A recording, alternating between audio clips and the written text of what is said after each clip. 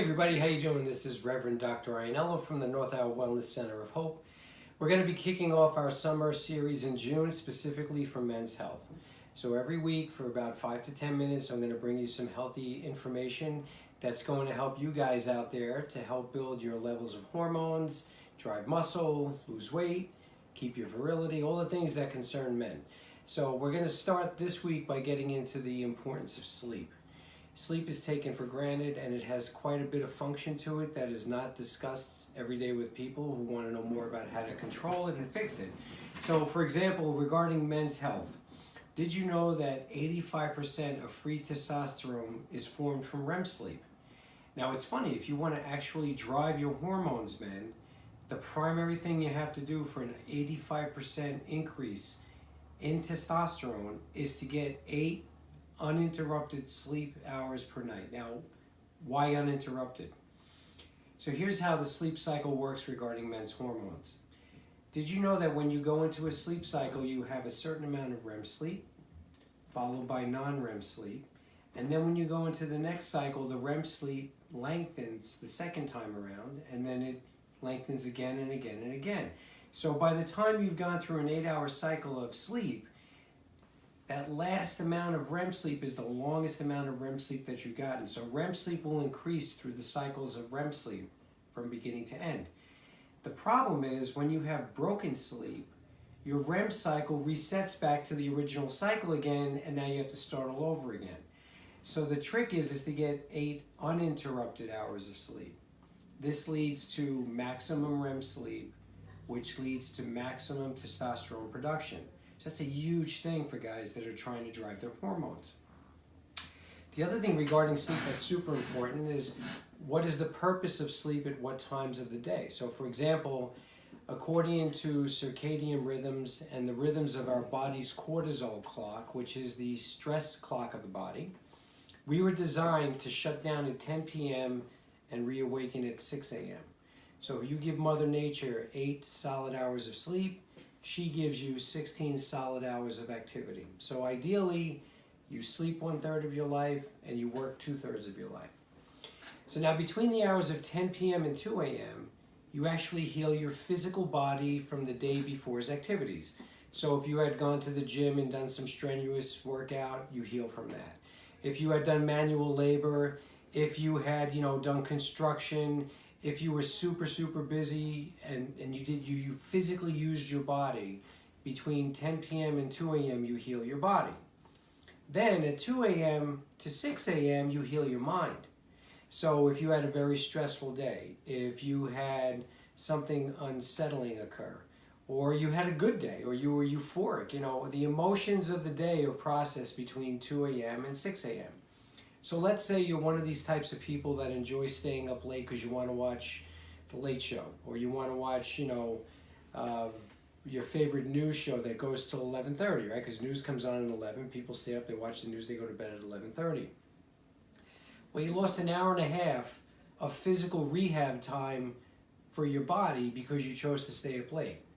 Or maybe you're one of these people that you're on the couch at 8 o'clock and you pass out at 9 o'clock, and then you're abruptly woken up at 1, 2 o'clock in the morning realizing that you just slept 3 hours on the couch.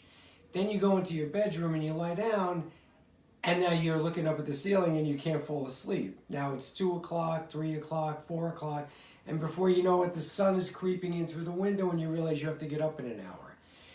If that is your history of how you sleep, that means you don't get any mind rejuvenation from sleep.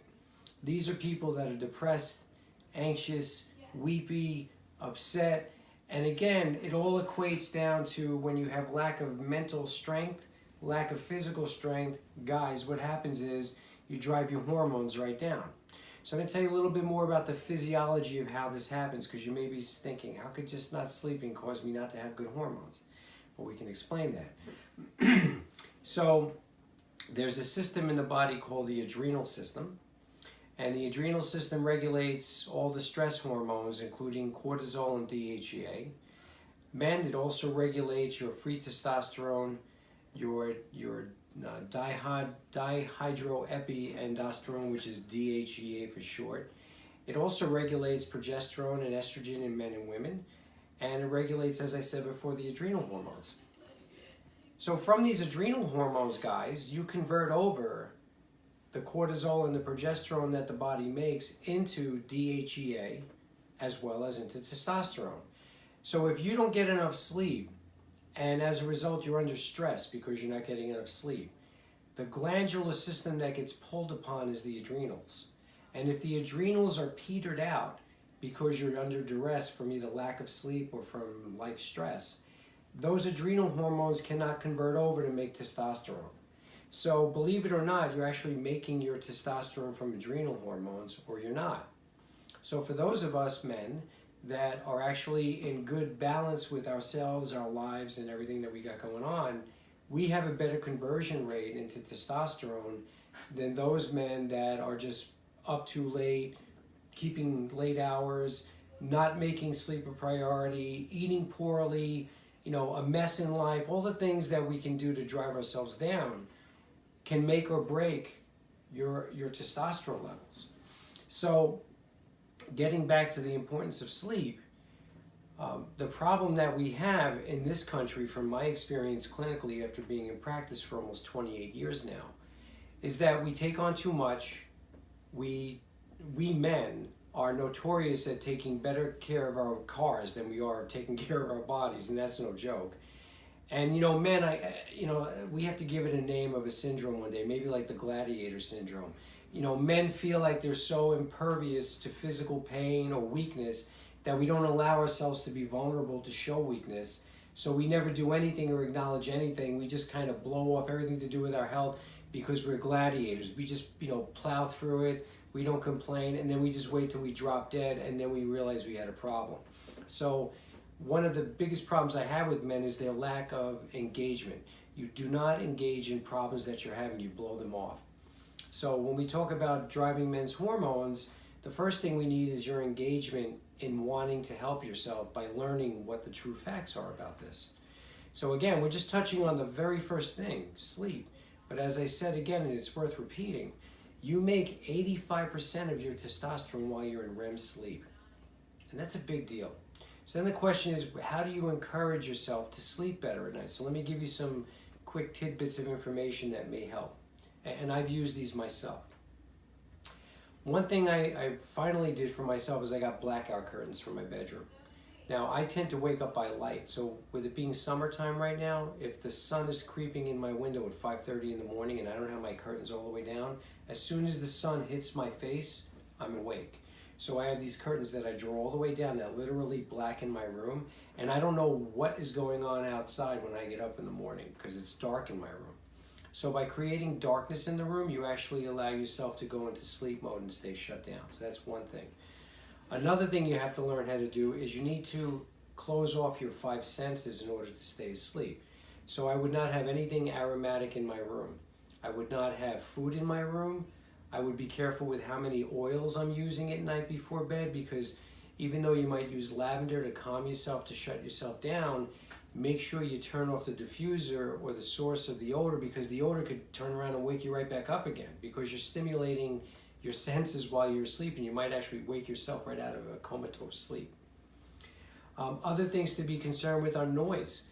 If you have a problem, if you live in the city where it's very noisy outside and you could hear the traffic outside and it abruptly awakes you, they make these they're like little, they call them white noise sound speakers. And they're real big in doctor's offices where the doctor will plug them in, and you have this little white noise going in the background, and it muffles the conversation between the doctor and a patient so that somebody outside the door is not listening to a private conversation. So if you need white noise so that you don't hear traffic and you don't hear the cats and meowing and the dogs barking and the birds chirping, whatever your thing is that wakes you up, put some white noise in your room and try that. And absolutely, in this day of Wi-Fi technology, my advice is everything that gives off that blue LED light, whether it's your DirecTV player or your Optimum in Cablevision, I would literally put either black tape over it at night and shut it off, or I would turn off the actual appliance. Same thing with our telephones and our computers and our laptops and any digital device. It's bad enough that it's in close proximity to you where you could reach over and get it on the nightstand. it's even worse that it's emitting a blue light. So these blue lights are very dangerous to our sleep patterns and to our melatonin levels, and you absolutely want to shut them down at night so that your room is black. When you get up in the middle of the night, you should not be able to see 1 foot in front of you. That's how dark you want your room. So if you do all these things I just mentioned, between, when you go to sleep, how you go to sleep, the smells in the room, the light in the room, and even the type of bed you're sleeping in and the sound in the room, you've got to make the environment as comfortable as possible so you could shut yourself off. And another thing to consider, and this is a good rule to take on, is bed should be for sleeping only, not for working. I would not be doing paperwork in bed, because you're actually programming your mind to stay awake. But when you go into bed and you lie flat, your parasympathetic nervous system engages and it helps you to shut down. But if you keep stimulating yourself with mathematical computations because you're doing your bills or planning for the rest of your blueprint for life, I wouldn't necessarily do that before bedtime. Bedtime should be for soothing thoughts that are calming, that kind of help you go towards a good dream state. So maybe things that make you feel closer to the inner you, but you don't want problem solving while you're in bed. You want soothing. You want to shut life down. So I would not be watching the news in bed. I would not be stimulating myself with horror movies or things that are too emotionally charged. It should be like poetry or prayer or something soothing, or affirmations, meditations, things that just kind of prepare you to shut yourself down, versus you're watching a blaring tube at your face with this light and it's causing you to have thoughts, and you're turning yourself on rather than shutting yourself off. It's almost like your sleep chamber should be an environment of enlightenment, and it should be a place that you go to get away from the stimulation of life, so that you can prepare to go into that deep REM sleep, heal your mind and body overnight, and then you wake up at 6 a.m. refreshed, recharged, and actually ready to tackle your day, as well as having optimum hormonal release. And ways you're going to know this, guys, and again, it's a little personal, but it's something that I need to discuss with you, is by way of morning wood how you're doing. Because it's normal for a man to have an erection in the morning, and the problem we have with all this stimulation coming at us is that it turns off testosterone, and therefore we don't wake up with morning wood. So one of the things that tells you how healthy you are as a man is that you can feel the sensation of morning wood sometime between the night. Either when you go to sleep and you begin to sleep, at some point in the evening you should have experienced morning wood. And ideally, if it wakes you up in the morning because it's timed with you getting out of bed, that's the ideal, because that's how our bodies were designed to be. So not only your mind wakes up in the morning, your body wakes up in the morning. And for a man, we consider that morning wood. So if you do not have morning wood anymore, gentlemen, we are going to be getting into that later on in this series. But understand that a good, healthy sleep cycle will drive morning wood, which leads to increased sexual ability, which increases sexual performance, which increases sexual excitement and activity, which is part of being a man. And this is something that men talk about in the privacy of the locker room, where women have their talk. This is what guys talk about. So we're going to be talking about those things during this series. There's nothing to hide about it. It's just part of natural function. So those are the things I wanted to cover on this segment. We seem to just blow off the fact that sleep is important, and I'm guilty of the same thing. I tend to go and go and go, and I like to produce. But I know that if I don't give Mother Nature my 8 hours of downtime, she's not going to give me my 16 hours of rock solid production time. And then long term, lack of sleep decreases lifespan. There are studies upon studies that show that literally sleep deprivation causes insanity. This was how they tortured our Vietnam vets, unfortunately, in Okinawa and places that we were fighting. Unfortunately, in Japan and in Vietnam, they knew these things, and a lot of our guys suffered as a result of sleep deprivation, because sleep deprivation will cause irrational behavior, depression, and long-term will actually drive you insane. So even from the perspective of health, along with male health, Sleep is super important. So we covered quite a bit today. I'm satisfied with that amount of content.